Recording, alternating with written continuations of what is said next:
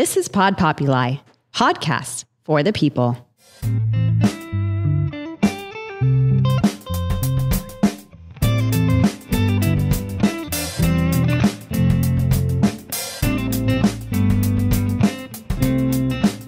Hi everyone, it's Kathy Henry. Welcome back to another episode of Living in Santa Barbara. My next guest is someone who makes a living doing what he loves, fishing and meeting amazing people. It kept him out of trouble and he loves waking up at the crack of dawn every day. Tony Voltaggio of Santa Barbara Sport Fishing Charters. If you like a smaller group size and going out with a great guy, this is the charter for you. Let's welcome Tony. Hi, Tony. Good morning. It's nice to meet you. Nice to meet you as well. Yeah. Sometimes I go through little themes. For example, this morning I was at the cannabis farm. Interesting. Do I smell? Did you smell? I can. You smelled it on me. Absolutely. Oh my God. It was so strong in that room. Just driving by them in town. But you could smell me. I could still smell you. Are you kidding me? Dead serious. Oh my God. You probably thought I was high or smoking. No, I thought maybe one of the neighbors was growing something. Or I didn't think it was you. Yeah, I just came from the cannabis farms. I'm considering having them on my podcast. Mm-hmm. And if I do, then I might interview somebody else who's related to the cannabis industry. It's big here in Santa Barbara. I know. I was asking them, where is Santa Barbara ranked in terms of growing regions? And I thought maybe it might be Humboldt, but I think Humboldt and Santa Barbara are kind of pretty close right now. Yeah. Right. A lot of my friends grew back in the day, and it was a big thing. And then they made it legal. Yeah. So. Well, I guess I'm hearing that it's really difficult to get into the industry now because the prices have gone down a lot. Prices have gone down, following all the rules, permitting. Yeah. It's a very meticulous business. It is. I learned about it today. Yeah. But that's not why you're here. Nope. I'm here to talk about fishing. Yeah. I just had an abalone diver. Nice. He's a commercial sea urchin diver. He used to be an abalone diver. Right. And I thought, well, why don't I just stick to the whole fishing industry theme? And so I started looking into where Santa Barbara ranks in terms of commercial fishing harbors. And it's a pretty significant one on the California coast. Absolutely. Very small harbor with a huge fishing community, commercial fishing community. Yeah. Do you know more about that? So, I started as a young kid, falling in love with the ocean, fishing, riding my bike down to the pier, going up to the lake, and, found the passion for just being out on the water. And did you grow up here? I was born and raised here in Santa Barbara. Okay. Yeah. What generation? So my parents were born back east. Okay. I was born here. Their parents were born in Italy. Oh, okay. So first generation Santa Barbara. Yeah. Why did they move here? Opportunity, Santa Barbara. My dad was an automotive repair mechanic. So he owned a garage. That's where he met my mom. Her father had a business here in town, Loves Towing. And Loves towing? Loves towing, yeah. That's not nice. Loves towing. Oh, loves towing. I thought he loved towing. No. Loves towing. Okay, yes. That's her. Funny. That's her maiden name. Oh, okay. That's your mom? That's my mom. Oh, okay. And they had 3 kids. I'm the oldest. Loves towing. And when I was real young, my dad would take me fishing.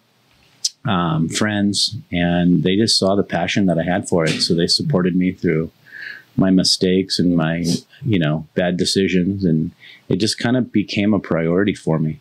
I knew that I couldn't be out late if I wanted to get up at 4 a.m. and go work or go to the lake or fish in a tournament or something like that. And I think it was 1995 is when I wound up in Alaska. Oh, wait, catching salmon and stuff? On those boats? So that those crazy boats? Not commercial. Commercial fishing started a little bit later for me. So the sport fishing part of it, where I was a deckhand on a boat and guests would come up to Alaska and fish for 5 days and I was the helper. Would you fish? Salmon. There might be a train. I hear a train. Yeah. I'll be right back. Yeah.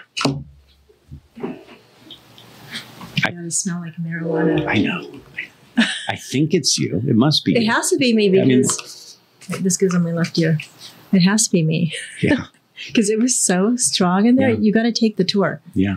Let me see how I can do this. Which one was it? Autumn Flowers. Never heard of that one. Autumn brand. Yeah, they're... I get drug tested. Well, I hope I don't make you fail. No, I've gone through everything, making sure, because I'm around it, and sometimes you handle it, but yeah, it's just breathing it in and inhaling it. Yeah. Wait, what were we just talking about? We were just talking about, hold on. Alaska. When I started that. So found myself in Alaska and got hired on as a deckhand. That's what they call them when there's a captain. The helper is called a deckhand. Towards the end of the summer, the owner of the company, the lodge that I worked at, said, go get your captain's license and come back and run one of these boats. How many people in the crew? So there's a medium-sized boat will have a captain and a deckhand. That's it? And then a smaller boat would just have a captain. Okay. So I came home, went to school in San Diego, passed my captain's course, went back up there, started running one of the boats for them. So are you fishing for salmon or crab? Halibut, mostly salmon and halibut. That's what tourists go up to Alaska to do. Okay. Some of the lodges in the right area will put out some crab pots for Dungeness, and we would pull those towards the end of the day, and they would have them for dinner. A lot of people, when they think of Alaska, they think of the deadliest catch, the commercial fishing for crab. They think about salmon in Bristol Bay, sockeye and things like that. People go to Alaska also to catch their own fish. And so that's what I was doing, taking them out 5 days. And let's see. They'd be out for 5 days at a time? 5-day packages. They'd come back in the afternoon, go to the lodge, sit in the hot tub, have an amazing dinner. Not like a camping experience or anything? No, this is like high-end, expensive vacation. Yeah, I wouldn't mind doing that. It's an experience. I like high-end vacation packages. So there's a lot of places. Packages, but anybody who loves the outdoors and hasn't seen Alaska, it's a neat way to do it. You could do a whale watching, fishing, sightseeing, get to come back every night and get pampered at a nice lodge. Yeah. So when was the last time you were there? It's been a while. I wonder what it looks like. It's, with global warming and everything. So, it's funny you asked that. As I was going up there those 13 years, when I would fly in, there was a big glacier, Mendenhall Glacier. And I remember seeing it for the first time. It was like something that just sticks in your head. Yeah.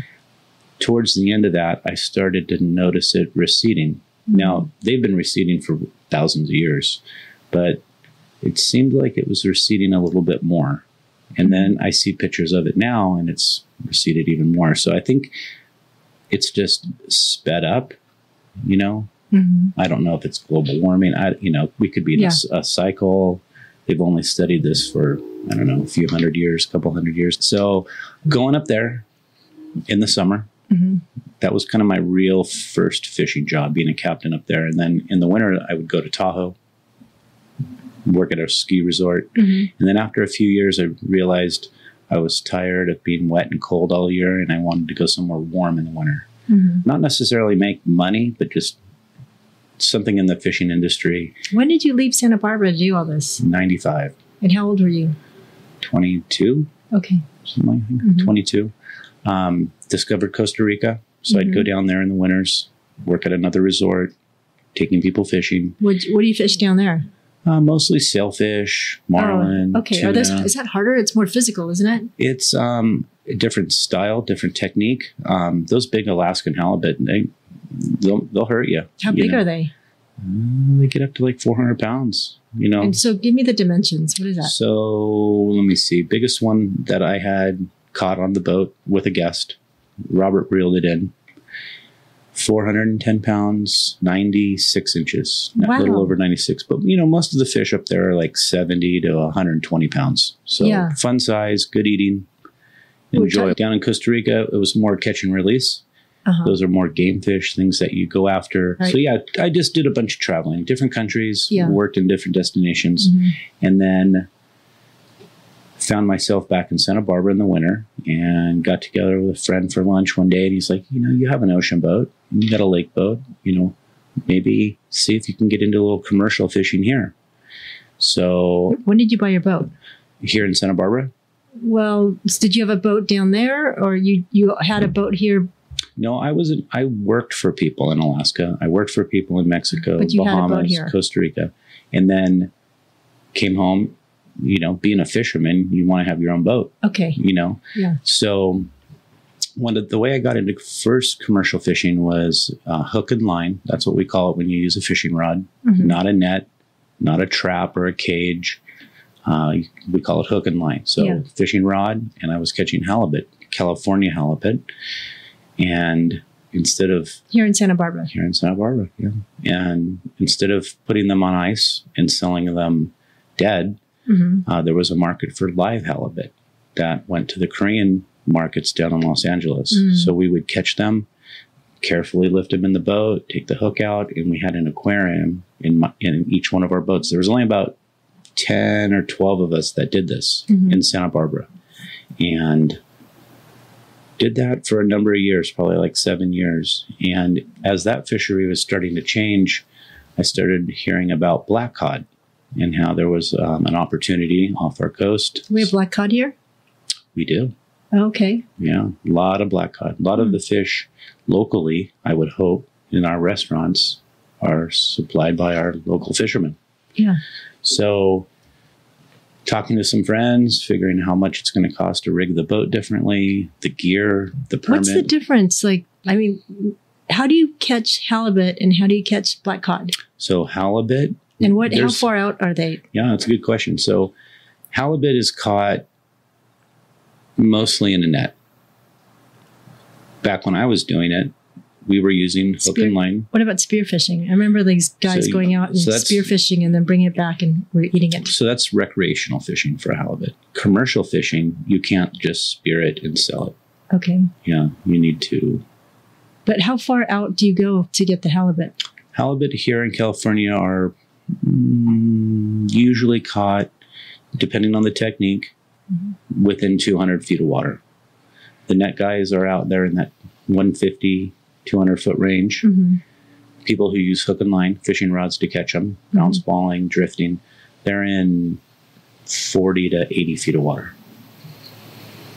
People who go out and spear them, like you said, Hawaiian sling or a spear gun, they're probably 10 to 30 feet, 10 to 40 feet. So they come pretty close to shore. Shallow, yeah. In the summertime, they come in to spawn. They follow their food. They're eating anchovies or sardines. They'll follow that bait around.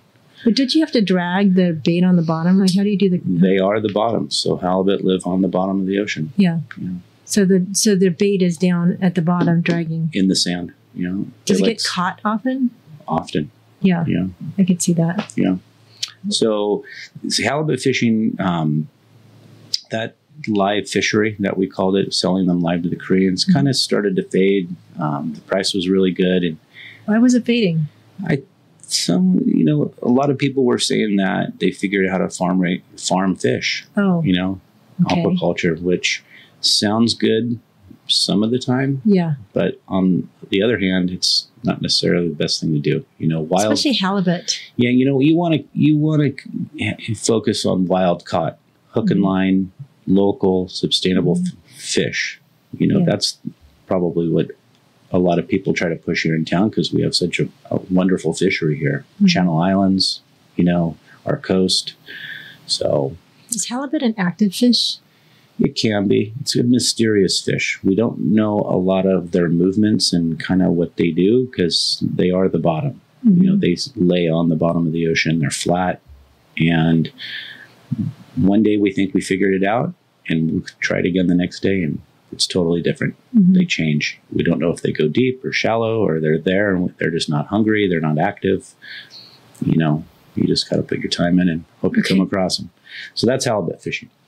Black cod is usually caught on a long line, bunch of hooks. Also at different levels? Nope. It's a ground line. So it's not a vertical line. It's not a horizontal. It's horizontal, but it's on the bottom of the ocean. Oh, is black cod on the bottom too?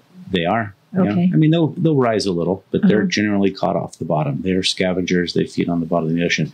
The fascinating part is, if you remember how deep we catch our halibut, our black cod is caught in like 3,000 feet of water. Oh, you're kidding. No. That's a long line. That's a long down line. Yeah.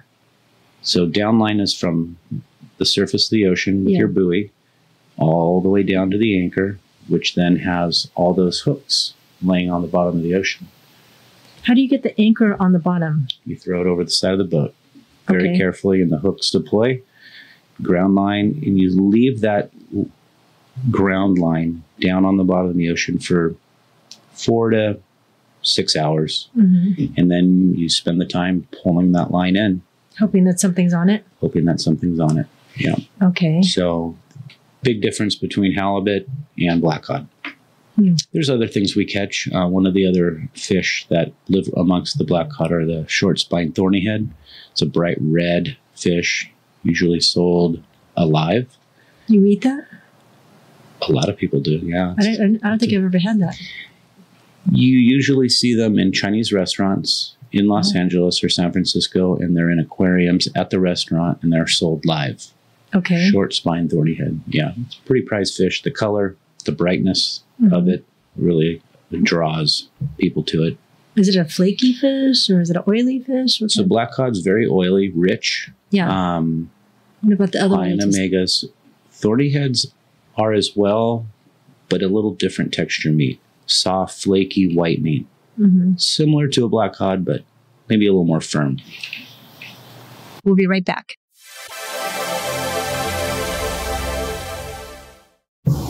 Okay. Yeah. So that was the second type of fishery I did. And commercial fishery. And then COVID hit. Restaurants, markets all closed. And so did our fishery. You know, nobody wanted to buy any fish. Nobody could sell any fish. So we all kind of sat around and waited for things to get back to normal. And as they did, the markets were still soft, which means not a lot of people were buying. So we needed to do something. So I got into fishing for vermilion rockfish, which is kind of somewhere between a depth between a halibut and a black cod. So vermilion rockfish, bright red. What does vermilion mean? Vermilion. I believe it's red in a certain. Is that what that word means? Okay. Yep, vermilion. I think it's a type. It's a color. Okay. And that's what they are. They're bright red. And those are caught on a vertical line. So halibut, a single hook on the bottom in the sand.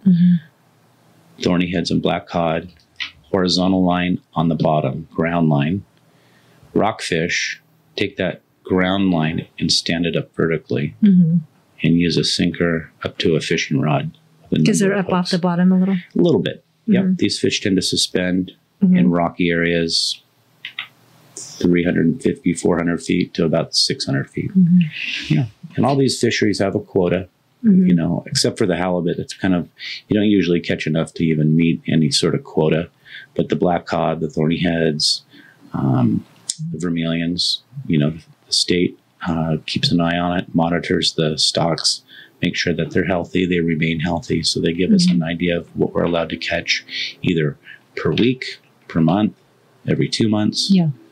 They're constantly doing their surveys. They're surveying. Counting fish, keeping an eye. We all have landing receipts to fill out, where we caught them, how deep, what we used, where we went. So keep an eye. Why is the method for catching black cod different from halibut? Depth. Let me see. So that's a good question. Because you have the one hook versus, why do you need a long? Hooks. Yeah. They don't tend to school up like black cod do. You know, and it's a lot more involved. Black cod schools up. They're more of a schooled fish, So there's bunches in a group. Where halibut tend to be singles, you know, spread out. But if you had a long line, wouldn't that increase your chances of getting the halibut? You could in technique. You know, halibut now. I mean, we used to use dead anchovies to catch them back a long time ago, but now we tend to use like a live bait. If you're drifting, if you're using a dead bait, you move it with the boat. You move that bait along. Ball bouncing is what they call that technique.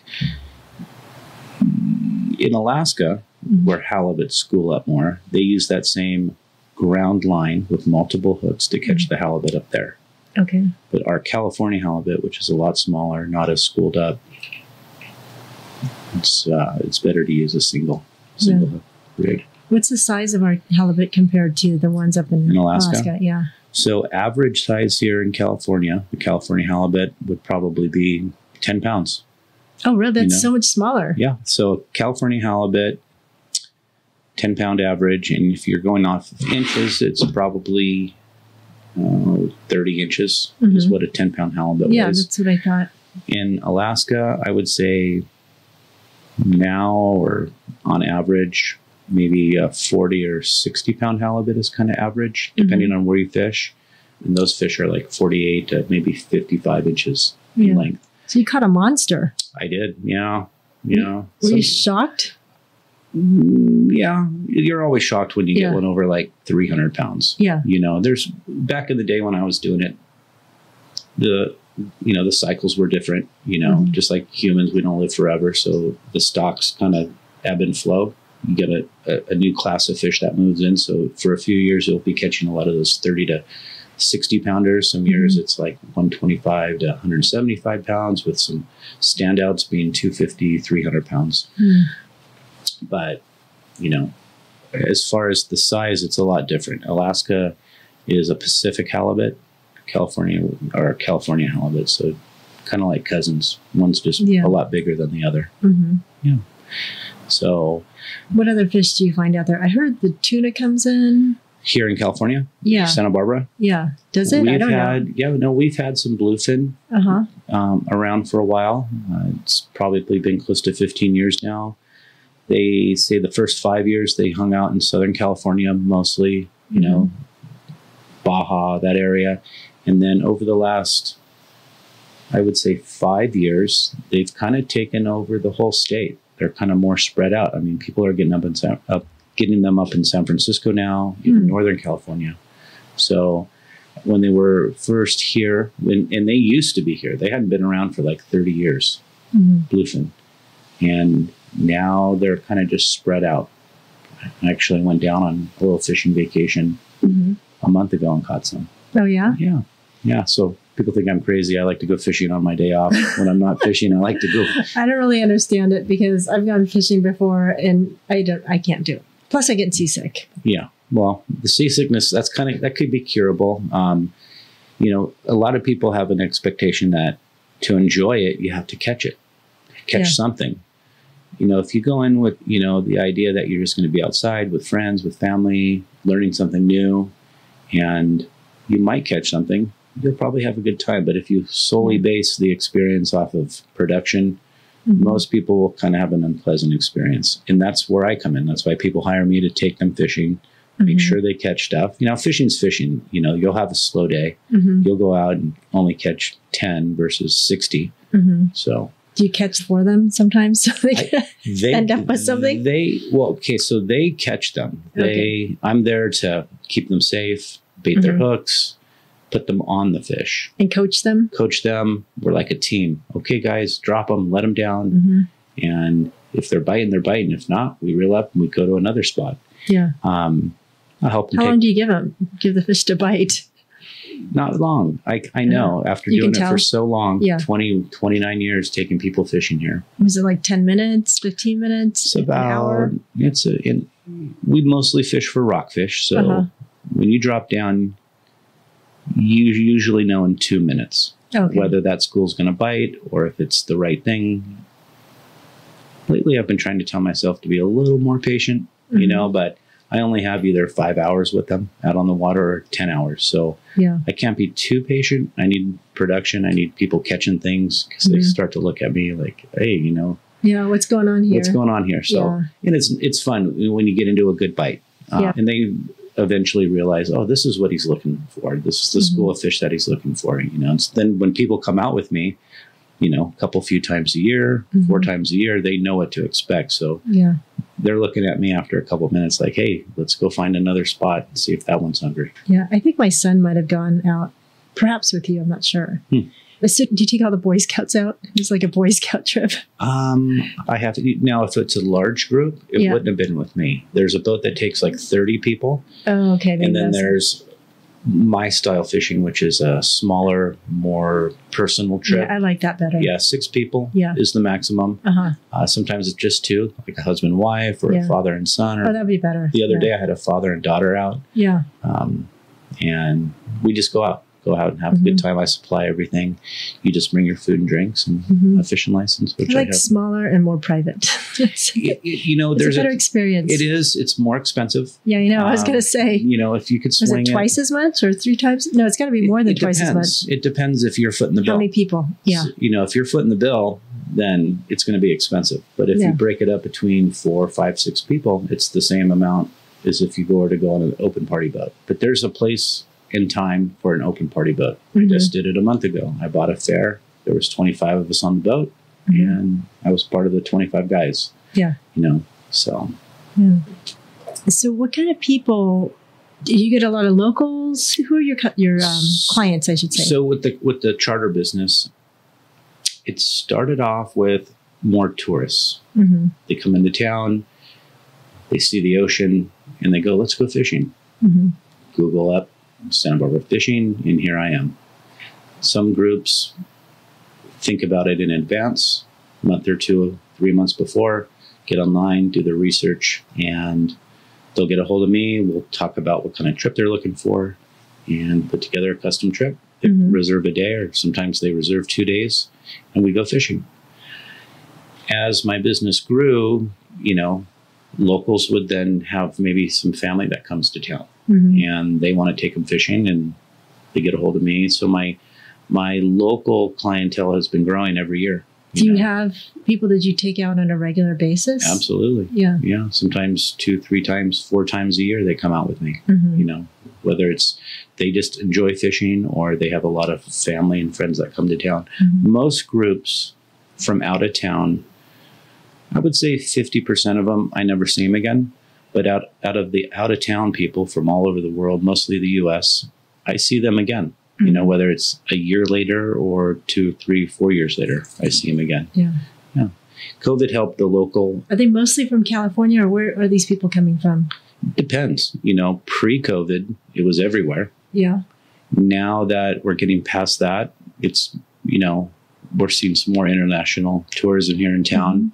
I mean, that's nice to see. I like that Santa Barbara is an international town. Absolutely. Yeah. Yeah, absolutely. And now, because of COVID, that's kind of slowed down for us. But now that things are getting back to normal, we're starting to see a lot more people from overseas, South America, everywhere. Yeah. So. Now, are you fishing for rockfish because of the season or because it's the quickest catch? It's the action. Yeah. Okay. Now, a typical trip, when I take people out, it's custom. I always give them options. Yeah. We can go get the rod bank, go catch a bunch of rockfish, and then maybe roll the dice on a halibut or a sea bass or a shark.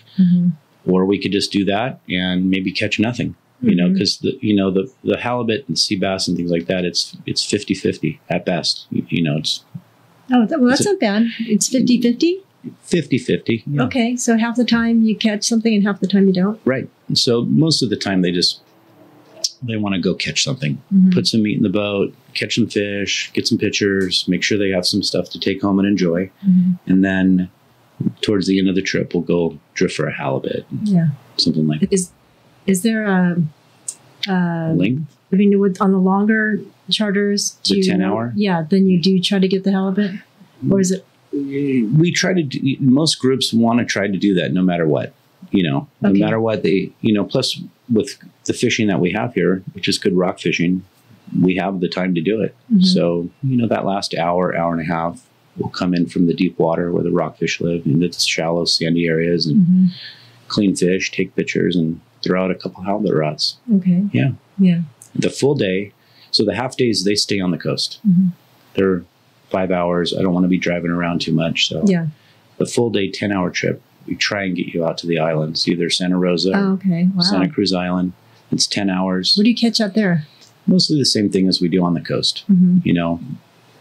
Bigger fish out at the islands. It's more of an experience crossing the channel, seeing whales, dolphins, different bird life, do some exploring. Sometimes groups want to fish in the morning and explore in the afternoon, different coves, different islands, drive around, just relax, have a good time. Do you ever do overnighters? No.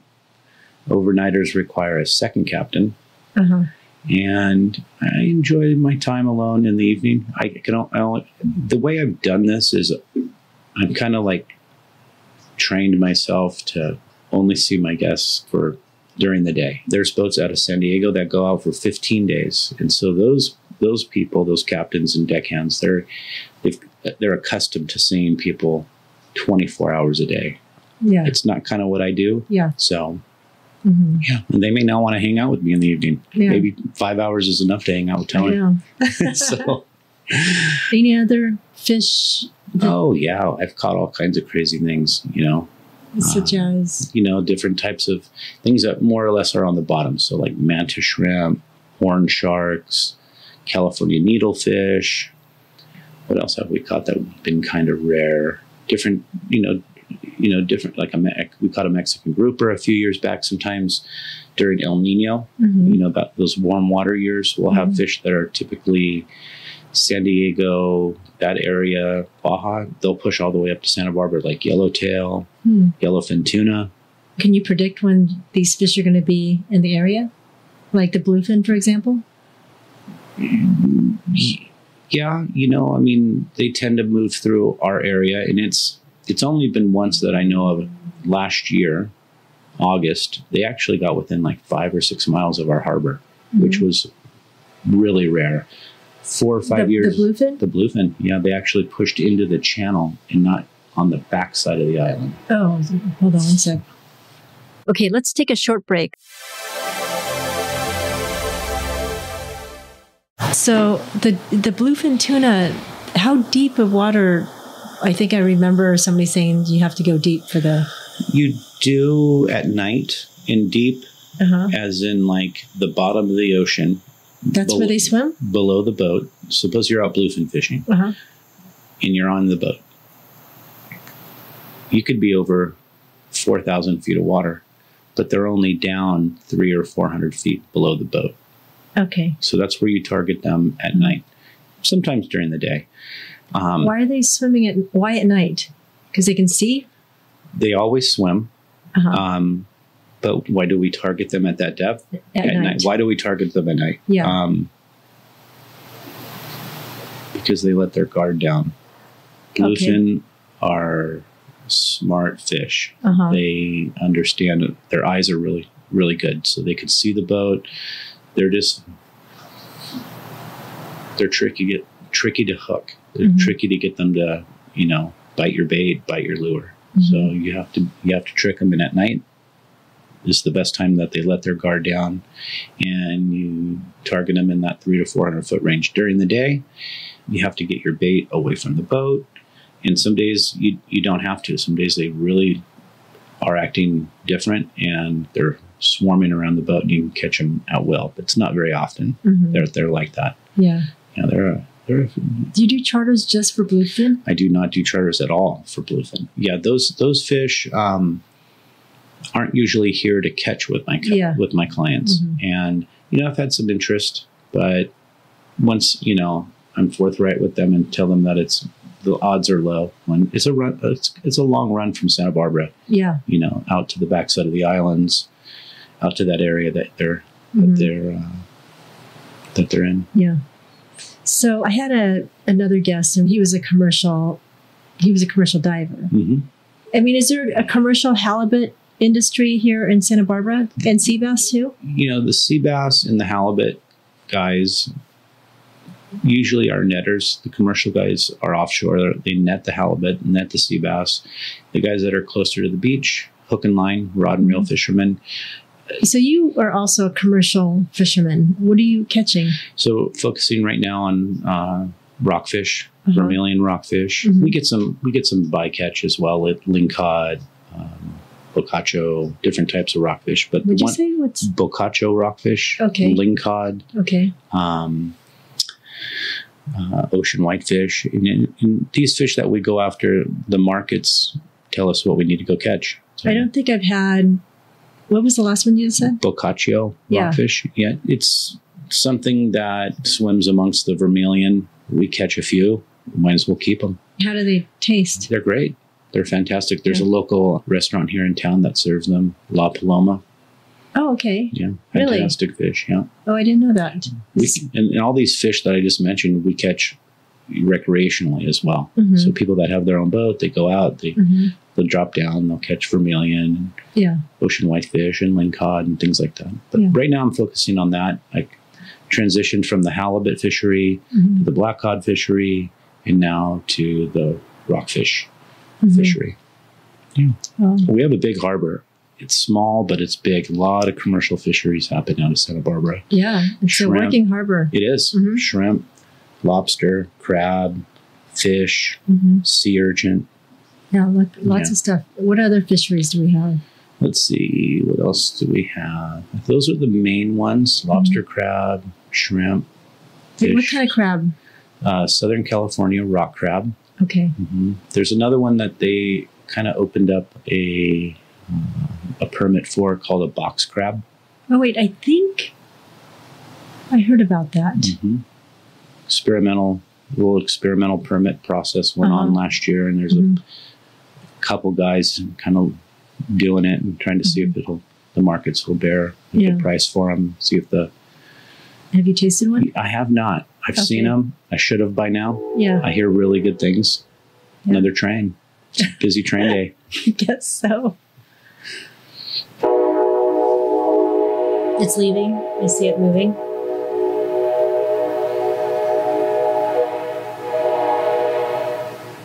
Did they give you any samples?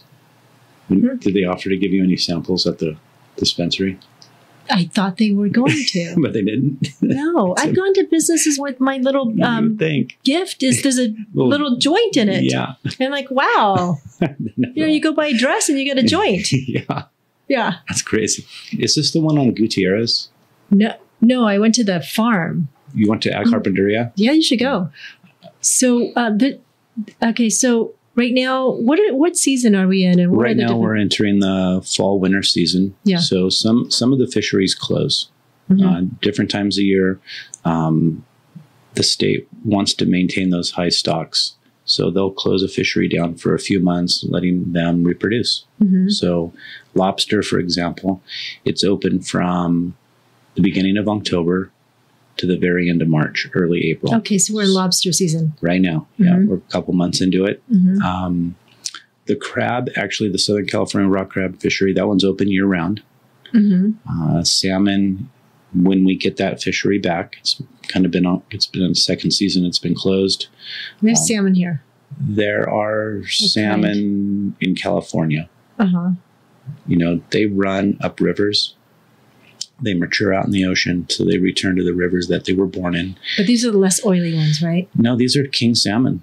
Yeah, those big, beautiful Here in kings. California. Here in California, yeah. And so that fishery has kind of shifted to central northern California. So our salmon fishermen here in Santa Barbara, who are lobster fishermen usually, they have something to do when the lobster season closes. They'll switch their boat over and work their way up north for a few months and fish for salmon. Halibut, that fishery for the netters, I believe, has a closed period. For hook and line, it just naturally happens in the wintertime. So let's see, shrimp. They close the netters in the wintertime? They push them out to a certain depth, or they just, halibut. I think the netting is not fair. Yeah, it's a hot topic. There's people that are kind of for it and against it. Plus, you get other things in the net. But they've been doing a good job on regulating how far off the beach they are. Back in the day, they could be right on the coast. Now they have them out a ways. That is a fishery. You can set a net, you could drag a net. So there's different ways that they're kind of looking at that fishery.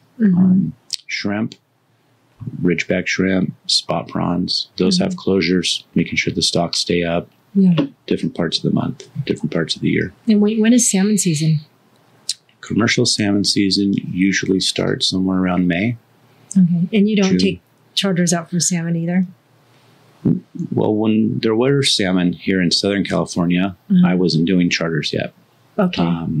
That kind of, right when I started doing the charters, or when that salmon population started shifted, that cycle, or that run of salmon kind of moved to the north. So if it was 25 years ago, yeah. Yeah. All right. Well, is there anything else that we should We talked a lot about the commercial fishing, which is important. Oh yeah, the regulations. They're stiff. They are. It's maybe impossible sometimes, isn't it? It's probably impossible. For commercial. It's probably impossible to understand the decisions they make, whether it's a closure throughout the year or a closure on an area on where they say we can fish and where we can't fish. I think most important, I think what they're trying to do is just make sure that we don't deplete a fishery. I want to believe that they don't want to see a type of fish go away.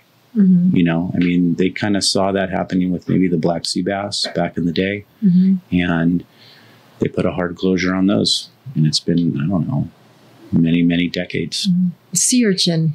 That never closes, right? So sea urchin, you can fish it year round. Yeah. But they decide which days of the week. Some days it's open. Some parts of the year it's open 7 days a week. Mm-hmm.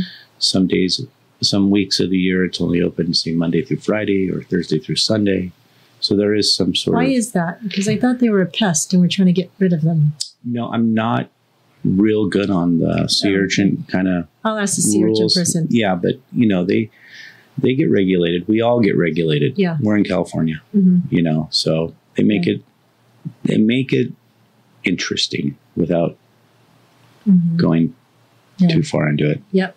But they still let us be fishermen. Yes. That's important. Mm-hmm. Fishermen have to, they have to pivot. We need to be resourceful with what they give us.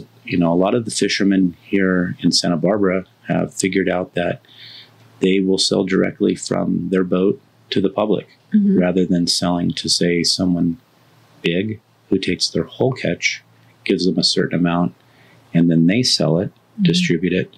Some of the fishermen have figured out how to market their product themselves. So they get a higher price. They work a lot harder. They mm-hmm. drive it around. They have to deliver it. Yeah. They have to advertise. Mm-hmm. So... Well, also, luckily, we have a lot of restaurants here. We do. Yep. And most of them support us. Yes. Yeah, which is important. We're taking a quick break. Don't go anywhere.